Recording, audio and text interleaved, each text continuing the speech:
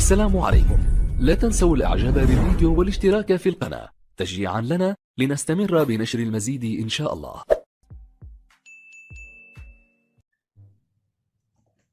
مساء الخير عملائنا الكرام أصدقائنا الفنيين. النهاردة الجزء ده بتكلم فيه عن ازاي ان انا لو البلية فرطة، تمام، ان احنا نخرج الظرف الداخلي ده اللي هو بيبقى ماسك على الاكس في الجزئية دي، تمام، وبيبقى ماسك بطريقة ان هو ملوش ملكة في ان احنا نخرجه.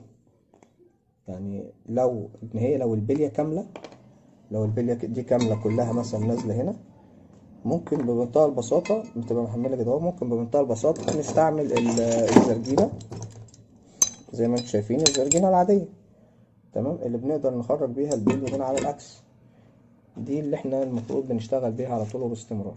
طيب دلوقتي الظرف ده زي ما انتم شايفين كده اهو، بيبقى هو بس اللي ماسك هنا، ومطلوب مننا ان احنا ما نجرحش الجلدة النحاس اللي هي شغال عليها ال سي. ده اكس بايظ على فكرة، بس انا جايبه كده بشرح عليه، ده متاكل من هنا، تمام. مطلوب مننا ان احنا ما نجرحش الجلبة النحاس اللي شغال عليها ال سي عشان ما يجيبش ميه من جوه الحله على البلي، تمام. والجلبة دي بتبقى واصله لغايه هنا كده ومفيش فيها اي ملكه خالص. ما ينفعش ان احنا نستخدم الزرجينه دي فيها لانها مش هتمسكها، مش هتلاقي شفه تمسكها خالص، تمام. تاني حاجه للاسف الزرجينه الطبق جبتها علشان ان انا اقدر امسك بيها. يعني لو انا خليت الزرجينه الطبق تقفل على الظرف الداخلي من هنا كده، تمام، في الجلبتين دول، دي الجزئيه دي هتمسك حلو، تمام. بس في بعض الاوقات تبقى الصليبه دي جوه الحله الاستانلس مثلا.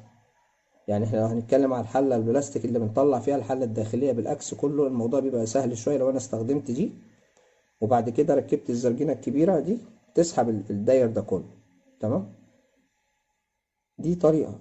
بصراحة انا ما اكدبش عليكم، مش بحب ان انا يعني على قد ما اقدر ما بحبش ان انا استخدم الصاروخ على الاكس، لان برضو مهما انت كان يعني بتلاقي برضو في الاخر الاكس اتلط سنة منك، او ممكن طال حاجة في الجلبة. مهما معلش يعني سامحني، ما تقولش صنايع مبتدئ او صنايع محترف، برضو يعني لازم يبقى فيه لطة حتى لو ملي. فانا مش بحب ان انا استخدم الصاروخ ابدا، او يعني عايز اقول في اضيق الحدود اوي، لان لو خلاص يعني مفيش مفر يعني، تمام. فلقيت ان لو انا ركبت ديت في الحله الخارجيه البلاستيك، لما بطلع الاكس بالحله الداخليه الاستانلس سهل ان انا ممكن اتعامل بيه. طيب في الحلل الاستانلس هعمل الكلام ده ازاي؟ دي مفيش ليها مجال، الزرجينه الطبق دي مفيش ليها مجال ان انا اركبها على الاكس في الحلل الاستانلس. ففكرت في حاجه تاني، ان انا ممكن ببساطه، لان دي هنا دي زي ما انا قلت هنا كده دي تخينه قوي ومحمله فمش هتبقى طايله. ففكرت ان انا اسحب دي ازاي. جبت زاويتين حديد زي ما انتم شايفين كده اهو، زاويه الحديد سمكها رفيع قوي وهتطول معايا زي ما انا عايز، تمام. بس مش يعني مش رفيع قوي، لا هي دي محمله يعني بتاع 4 مللي، غير دي اكتر من سنتي او حوالي سنتي، 10 او 12 مللي تخانه دي، تمام. ففكرت في الزرجينه اللي انتم شايفينها ديت معايا. فكرتها عامله ازاي؟ ان انا جبت زاويتين محملين وعملت في الزاويتين ربع دايره من هنا او دايره مفتوحه هنا وهنا، بحيث ان انا تشتغل معايا على كل مقاسات دوران البلي، تمام، مش البليه الصغيره بس، تمام. والزاويتين دول زي ما انتم شايفين في المسمار ده، مسمار او جويت بصمولتين. هنا بيكون الجويت داخل قلاووز، بقلوص بخرم هنا اهوت خرم 8 مللي، تمام، وبقلوص بدقر بتاع المسمار او الجويد 8 مللي، تمام. انا بخرم خرم 6 مللي علشان لما اجي الوص بالدكر ال 8 مللي يمشي معايا، تمام، ويبقى محمل.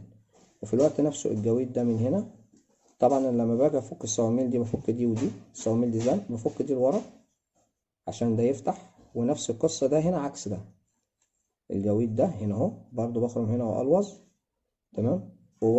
بفك المسمارين دول. انا مجرد ما فكيت دول الزاويتين دول فتحوا معايا، اقدر ان انا اربطهم على اي مقاس ظرف لما اجي اجمع. خلاص كده انا حكمت الزاويتين، او حكمت جسم الزرجينة على الجلبة الداخلية بتاعة مجرد ما انا بربط الصامولة دي كده بلم الزاوية دي، وبربط دي نفس القصة بلم الزاوية دي، وبعد ما بربطهم وخلاص لميت بروح عامل بصامولة الزنق دي من هنا، بروح لامم صامولة الزنق دي كده، وصامولة الزنق دي نفس القصة الناحية دي، علشان احافظ على المسافة دي، وعلشان احافظ ان الجويد ده ما يتنيش معايا وانا بسحب. تمام. طبعا زي ما انتم شايفين هنا اهوت لحمت قطعتين جنزير موتوسيكل، جنزير عجل، ايا كان يعني هو بيبقى قوي. تمام. وجلبة ألووز زي ما انتم شايفين كده اهو بمسمار طويل. المسافة دي كلها كده زي ما انتم شايفين، لما برجع المسافة دي كلها كده اهو ماشي. انا عامل في اليد دي هنا يد تانية امسك منها ليا انا، وهنا هو المفتاح الفرنساوي عشان اقدر افك. زي ما انتم شايفين ده هيحمل على الجزء بتاع الاكس من هنا بطريقة بحيث ان انا ما بوظش السن. تمام. و بتنزل كده للاخر، واقدر ان انا ايه اسحب. تمام. انا عملت بيها كذا حاجة والحمد لله. المسافة دي بتاعت الجنزير انا حريص انها تكون بطول الاكس او اطول من الاكس عشان تخش المسافة مستريحة. لازم ارجع بالمسمار ده كده للاخر علشان يحمل على الاكس. تمام. ودي الزرجينة التانية، ده يعتبر تأليفتي انا كده اهوت، بحيث ان انا على قد ما بنقدر ممكن اي صنايعي دماغه حلوة في العدة وفي الصنعة وبيحب شغله بجد، اي مشكلة بتقابله في شغله في اخراج مسمار، اخراج حاجة، بتلاقيه هو بيفكر